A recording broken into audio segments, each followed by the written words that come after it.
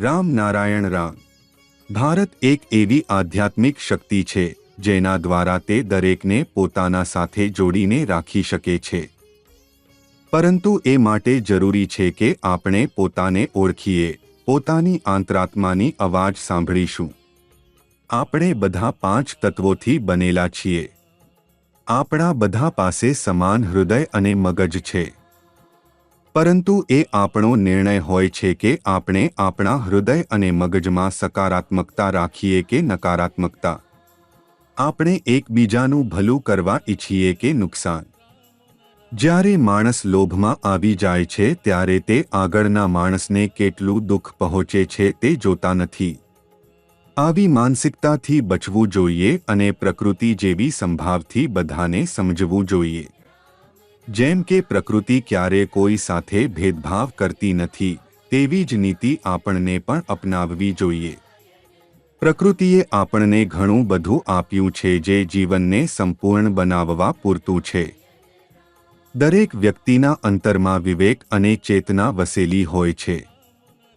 જો આપણે આપણા મનની અંદર રહેલા વિવેક અને ચેતનાને સાંભળીએ તો સાચા જ્ઞાનની અનુભૂતિ થશે. જ્યારે સાચું જ્ઞાન મળશે ત્યારે સફળતાનો સાચો માર્ગ આપણને દેખાવા લાગશે.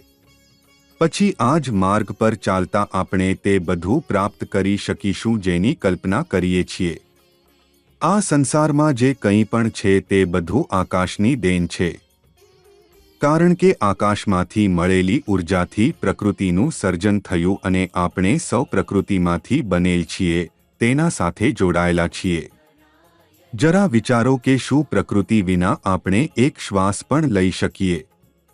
શું આપણે એ વિના જીવંત રહી શકીએ?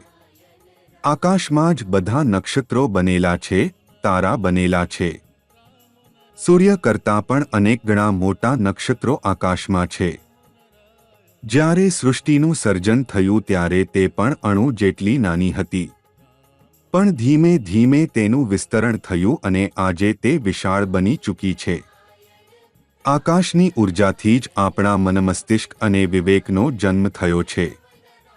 આ વિવેક અને ચૈતન્ય આપણને સાચો જીવન માર્ગ બતાવે છે.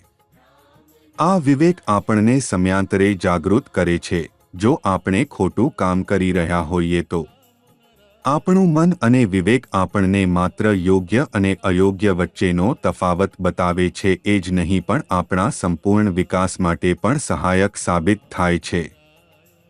હવે તો તમે બધા સમજાઈ ગયા હશો કે પ્રકૃતિ હંમેશા ક્રમબદ્ધ રીતે કાર્ય કરે છે. એ જ સિસ્ટમ બધાને જોડીને રાખે છે. અંતરિક્ષમાં જે બધા ગ્રહો અને નક્ષત્રો છે તે બધા એકબીજાની સાથે સંતુલનમાં રહીને ચાલે છે. કોઈ સાથે કોઈનો ટકરાવ થતો નથી કારણ કે બધા નિયમ મુજબ ચાલે છે.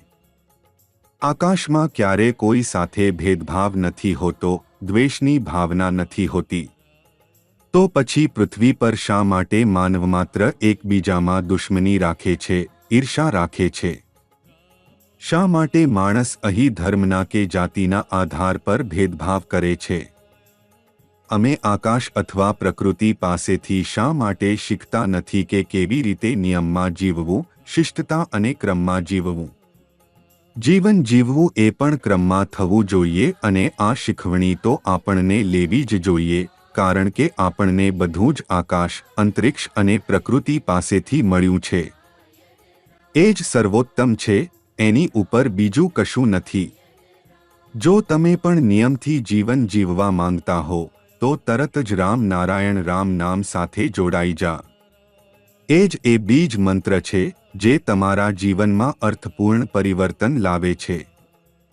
આજે સુધી લાખો લોકો આ નામ સાથે જોડાઈને પોતાનું જીવન સુધારી ચૂક્યા છે, જીવનનો સાચો અર્થ સમજી ચૂક્યા છે. એથી જ્યારે પણ સમય મળે રામ નારાયણ રામનો જાપ કરો. ધીમે ધીમે આ નામ તમારા શ્વાસ સાથે જોડાઈ જશે અને તમારા રોમ રોમમાં વસે જશે.